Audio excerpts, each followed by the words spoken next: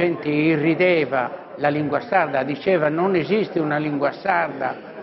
e i sardi parlavano in casa, si vergognavano quando mettevano il piede fuori del portone, cominciavano a parlare in un italiano pedestre. Ho infuso viceversa coraggio e stima nei sardi, che hanno capito che la lingua è un elemento fondamentale dell'identità, della sardità, per cui diversi anni dopo si è sviluppato in Sardegna il vento sardista, grazie alla battaglia per la lingua che ha ridato ai sardi l'orgoglio dell'appartenenza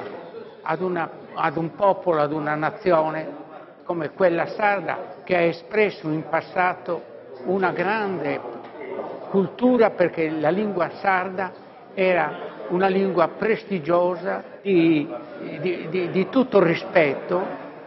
nella quale si sono prodotti i più importanti documenti del Medioevo, perché la lingua è identità, è sardità. Se noi perdiamo la lingua non siamo più niente, noi con la lingua possiamo ridiventare quello che eravamo un tempo. Se i sardi prenderanno coscienza di aver avuto una grande cultura, dal momento